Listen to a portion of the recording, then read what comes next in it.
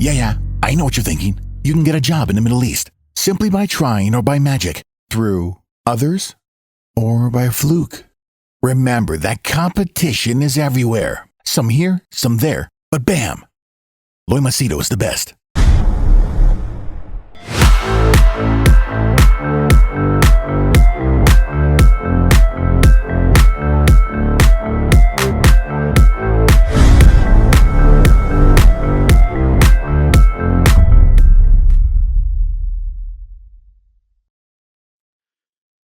All right, in this video, I'm going to share with you why it is very important to keep your plans a secret, whether it's your plans, whether it's your goals, whether it's what you're currently working on. And it's contrary to the advice that you listen by, motivational, inspirational coaches. In fact, I myself used to announce to the world what I'm going to do, how I'm going to do it. And being a competitor, I used to follow the Muhammad Ali strategy where I would taunt my competitors. I would tell them, I'm going to win, I'm going to do this. It would give me an adrenaline rush, it would give me a high. But there are serious drawbacks to it, especially today, in today's day and age. Okay, so I'm going to give you my thoughts and feel free to put your comments, because I always some of the comments are really good, thought provoking. So good. Do share your thoughts. About me, my name is Loy Machedo. I'm a personal branding strategist. I help people get well-paying jobs in Dubai, UAE, or the Gulf countries. And people generally book my services to take advice on personal or professional issues, especially stuff they can't share with anyone, or they feel I need a different point of view because my style is not the sugar coated, giving you the diplomatic popular advice. I give it hardcore. I have 7,000 videos. You can check it out. Okay. I'll give you an example to so that you get an idea of what I'm trying to tell you. UFC 294 took place. Okay, UFC is the Ultimate Fighting Championship, where you have mixed martial arts, where they do, mixed martial arts is where you do boxing, you do karate, you do wrestling, you do jiu-jitsu, you do all the martial arts. You can use anything, and in order to win. And UFC is the ultimate. It's like the name says, Ultimate Fighting Championship. It is the premier organization. Every fighter in the world, their dream is to fight in this organization. Okay. Now, UFC 294, that is the 294th main card, main event, took place on, when was this? October 21st. Yeah. So this was around how many days ago? 5 days ago. Okay. So UFC 294 was 5 days ago. I'll just confirm. Yeah, October 21st, 2003. And this was held in Abu Dhabi. It was held in UAE. Now, even though the main card featured very popular fighters, there were two fighters whom most of the people, their eyes were on them. One was, I'll give you their names. One was, what's his name here? Anshul Jubli. Anshul Jubli. And the reason why, the attention was focused on him is because he is from India. Okay, Anshul Jubli. He was fighting a guy named Mike Breeden. Now, Anshul Jubli, some people say he's very cocky. Some people, he has his style. But this guy, Mike Breeden, who is American, he was mocking him. He was making fun of him. In fact, when they were fighting, he was barking like a dog and making fun of him. Okay. So there was a lot of tension being built up. And given the Indians, they always like to support their, players or, fighters in this case. So he had a lot of people wanting him to win. And he already had a good record, 7 victories. Okay. And in UFC, he wanted to make a name for himself, being the first fighter from India. Now, apart from that, there was another fighter, but this one, his the hype was even bigger, much, much, much more bigger, because he was the first ever UAE based fighter. Okay, his name was Mohammad Yahya, Yahya. And being a UAE fighter, he was given massive coverage in the local media, social media. There were many guys associating themselves with him. There is one fighter, his name is Tam Khan. He was saying, the grace of Allah, he will be victorious. Allah Akbar, and this and that. And, obviously, he was giving glory to his God. And he was saying that he is going to be the first UAE fighter that's going to really do it. And he was fighting this guy named Trevor Peak. Muhammad Yahya had a record of 12 victories and 4 losses. Trevor Peak had 9 victories, 1 loss. And everyone wanted, Muhammad Yahya to win, in UAE at least. Because, come on, it's your local fighter. And he was the first ever UAE fighter. Okay. And, when you're representing a country and the major event is going to be there, and of course, UFC, because they are in partnership with Abu Dhabi and Abu Dhabi has a stake, they want to highlight UAE, Abu Dhabi as, the main place to visit for tourism. And yes, highlight our fighters are coming up because it's a lot of national pride. So he was busy doing interviews, he was busy doing podcasts, he was busy doing, media appearances. And there was so much of hype being built. Okay. However, after the fight took place, remember the Indian guy who I told you, Anshul Jubli, Anshul Jubli. Anshul Jubli, there are 3 rounds of 5 minutes each. First round, Anshul was winning. Second round, Anshul was winning. But the third round, this guy, Mike Breeden, I don't know if the fight is on some channel or whatever. He went balls to wall. He went so hyper aggressive. And I told you, he was barking like a dog. And Anshul just went, he just took him out of the game and he got clipped, hit, and finished. After that, he completely got destroyed. And even though Anshul was winning, first round, second round, third round, he lost. Okay. Very sad. All the Indians, they were very supportive. If you see the messages, they were all supportive. But he was completely devastated because he wanted to win and give glory to India. And, there are a lot of Indians who were hoping that he would win. Okay. This guy, Muhammad Yahya, well, the story was much more bigger there. But this guy the fight was a dud.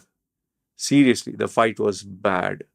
This guy, Muhammad Yahya, I don't know whether he was nervous or whether it was his bad day. He just didn't pull the trigger. Means when you're going to fight, you really have to go all out. He gave the most boring performance. It was so terrible, so horrible. After he lost, okay, every single person who was supporting him went against him. Every single UAE fan of his.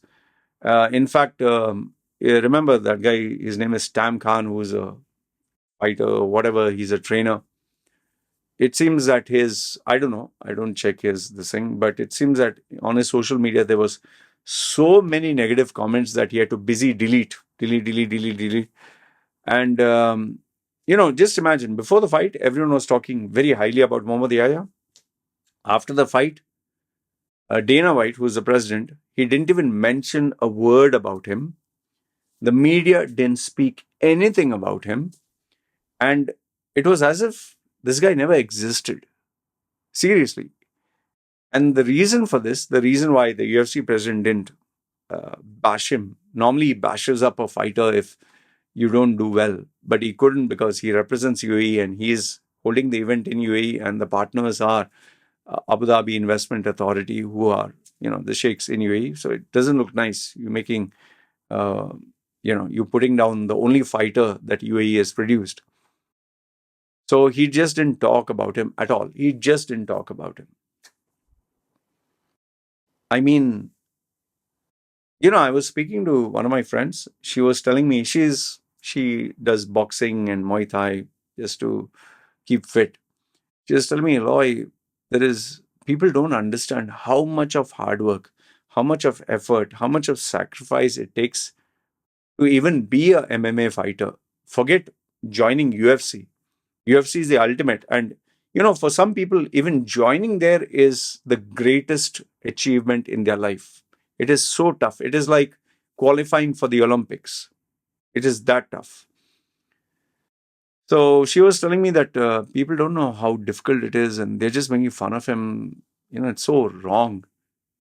But my theory is, when you're going to that level, that is a kind of opposition, that is a kind of competition, that is a kind of hurdles you'll face larger than life. And don't expect a sympathy vote at all. See, for example, I'll give you a small example. Let's say, I'll just give my example since you're watching my videos. Now it is 12:30. Okay. I daily, almost every day, I upload 3 to 4 videos. Okay. Nobody gives a rat's ass whether I'm struggling to make a video, whether one video takes 6 hours, 8 hours, whether, like, see, right now I'm alone, don't have wife, don't have kid, whether I have extra housework, whether I have to sort things out, whether things are broken, whether I'm sick. Nobody gives a rat's ass. Okay, they just want, where is the video, man? Some people even send me a message, where the hell are today's videos? It's so funny. Where the hell are today's videos? Come on. So it's like, yes, sir, yes, sir, yes, sir. I'll come out with the video. So, and even after posting the video, I don't expect people to say, Loy, I appreciate at least you're putting out the videos, at least you're putting out some content. They'll be like, man, this video is crap, yeah, this video is shit. What the hell, man? Why don't you put a video walking outside? Why don't you have nice, exciting, topography and, words moving and effects and this and that? People don't give a rat's ass. Even, forget me, you, no matter what you do, no matter what you do at your office or at your workplace, or don't expect people to say, oh, you at least gave me your best. No, they'll say, where the hell is the result? Where the hell, if you didn't give them the results which they expected, they'll say, you piece of shit. Why the hell am I paying you? Or why the hell am I taking care of you? Or why the hell do you exist? So this is the world that we live today. And why am I highlighting these guys? They expose themselves in front of millions of people. Okay. So now comes to you and me. Okay. So what is the moral of the story that I'm trying to, what is a valuable lesson that I'm trying to share with you here? In the beginning, when I started the video, I told you, when I was in my, not younger days, but in my 30s, when I used to compete in public speaking competitions, I used to taunt my competitors. I used to make a loud noise. I'm going to do this. I'm going to achieve first. It was fun. I'll be honest with you. I loved the mind games. I love the psychological warfare. And Arnold made it very popular with Frank Zane. You can Google search Arnold versus Frank Zane. When they had to show mandatory poses for bodybuilding, Arnold, he would do things which was never done. Like normally you have to tighten your muscles. Everyone, if they say show front double bicep, everyone's holding it like this. So what Arnold would do is, if he knew a guy is better than him, he would go up to that guy, Frank Zane, who was anyway smaller than him, but much more aesthetic. You should Google search Arnold Schwarzenegger versus Frank Zane. And he would crack a joke or make him laugh and take his concentration out. And then when he would be laughing, he would hit a massive pose or he would try to get attention from the judges. Muhammad Ali would do the same thing, where he would taunt his opponent. Let's say the opponent is quietly doing his practice. He would bring cameras here. I'm going to destroy you. I'm going to knock you out. He would taunt them until they would go crazy and they would go mad and they would go out of the game. And it works, huh? It does work. Psychological warfare works.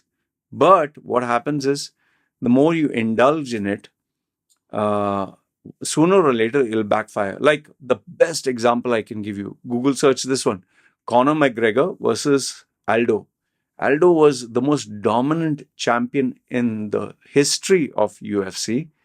Conor McGregor, in his younger days, that is when he just started, he was an Irishman, very brash. He did something nobody else did. He was taunting this Brazilian world champion and saying, I'm going to destroy, I'm going to do this, I'm going to do that. Aldo just kept laughing. But very soon it went to his head because this guy just didn't stop taunting him for a year. Just imagine 1 year. He would like take his photograph, tear it, and eat it. And you should Google search this sometimes. You know, Aldo is a champion. He's having his belt at the conference, and he keeps his belt here. Conor McGregor comes and he would just grab his belt and say, "This is mine," and you know, it would make a complete bedlam. It would be a complete chaos. You know, so he did stuff nobody else did, and Conor McGregor defeated this guy in the most shocking way possible. You should check this out on YouTube, where Aldo, nobody could touch him. Nobody. If you'd fight with him for 5 rounds of 5 minutes each, it is impossible to, defeat him. Conor McGregor defeated him in hardly, I think, 7 seconds because he just psyched him up so bad. This guy came charging like he just lost his mind, and Conor McGregor just hit him on the jaw. Finished. So psychological warfare works. But what is happening in today's day and age is people, because they have access to all this information, people, they have access to your social media accounts, your private life. Yes, it is fun when you make fun of someone. But remember this, the more successful you get and the more you're able to carry what you say, the more enemies you will make. And at some point, you'll not be able to handle it. There are limitations. Every human being has limitations. It's not like you're invincible. At some point, it does get to you. So, see, even Tyson Fury, the boxer, heavyweight champion, he also does this, plays mind games. But there is a limit. There's a limit, there's a level after which you can't handle it. That's why even Tyson Fury, he got so depressed. He wanted to commit suicide. He wanted to end his life, even though he had everything. So if I were to summarize and give you any word of wisdom that I could, I would say, unless you enjoy this Muhammad Ali, Arnold Schwarzenegger, Tyson Fury, Conor McGregor, aggressive style of mind games, and you are ready to take the tsunami of opposition and enemies, and if you don't want all that drama, then do what my auntie, she did. And she's not known. Her name is Nancy. And what did she do? See, here's a funny thing. In my family, it's a very short story, nothing long. There was Hilda, who was the eldest sister. Then came my mother, Helen. Hilda, Helen. Elsie, who was the third one.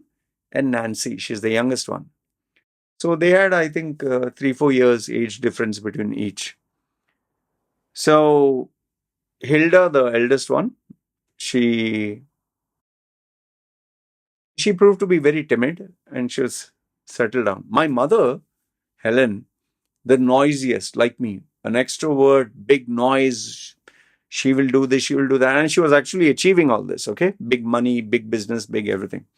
Elsie, the third one, was not ambitious. Her husband was well-to-do. So she was not very ambitious, but she used to make noise. She was talkative. Nancy was the quietest. The fourth one was the quietest. And she just had a simple job. So nobody expected anything great out of her. And she got married last, and that also she got married to a very, very simple guy. So they were even making fun of her because he was slightly dark, and he didn't have a great personality, and he was a very ordinary guy. So they were living in UAE, the sisters, except Elsie, the third one. One fine day, okay, now remember, this is the early days of UAE, where everyone's making money and everyone's settling down and everyone has a good job. So the eldest one was happy. My mother making big money, big noise. The Elsie, she was in India, she was also happy. Nobody knew anything about Nancy. She was simple, living a simple life, small salary, not great husband. One day she shocked all of us by saying, I'm migrating to Canada. So everyone was like, you're migrating to Canada, but you have to get your papers, you have to do this. She said, yeah, I did everything, finished. We're like, what? I was very small that time. I was very young. And everyone was shocked. Like, when did you apply? She's saying, yeah, I did it 2-3 years ago. Oh, when did you apply? You never told any one of us. And this is the days where, going to Canada was not a very popular thing, but it was a thing. And before you know it, she migrated to Canada. And, in hindsight, today, she is the only one who's settled down there perfectly. She has property. She went at the right time. She went during the boom. But when I look back at her strategy, she didn't make a single noise. She didn't tell anyone of her plans. She didn't share with anyone the sacrifices that she was making. She didn't say, she just did it. Without talking, without stating, without showing off, without bragging. And in the end, here's the funny thing, in the end, she proved to be the most successful. Means in terms of security, in terms of future, for these 4 sisters, she was the most successful because now today she has a house, she has property, she has a family. She's not very rich, but she's very well settled.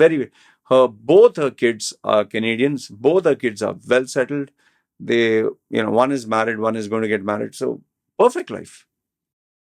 So what I would suggest to you is, instead of showing off, bragging, telling, I'm going to do this, I will do that, or sharing your plans, or just trying to get likes, attention, comments, what I suggest is, don't tell anyone anything. Do it and show it. And when you do it and show it, and it's least expected, you'll get the maximum respect. People will be blown away. But if you make a lot of noise and you do it, okay, fine, he said he's going to do it, yeah, great. But if you make a lot of noise, you don't do it, then everyone will make fun of you. But then you have the third option. You don't make noise at all. Then whether you win or lose, whether you succeed or fail, nobody will know other than you. This is something I learned the tough way in life, and I thought it's worth sharing. This poor Indian guy and this poor UAE fighter, I mean, they'll have to live with the barrage of criticism, especially that UAE guy. I mean, even the people who are supporting him, now they just, he is full of shit. And I don't think any media, any news will feature him ever again. Shot himself in the foot, overexposed himself too much. Anyway, this is what I wanted to share with you. Let me know your thoughts in the comments below. Good, bad, ugly. Love to hear from you. This is me signing off. You guys take care.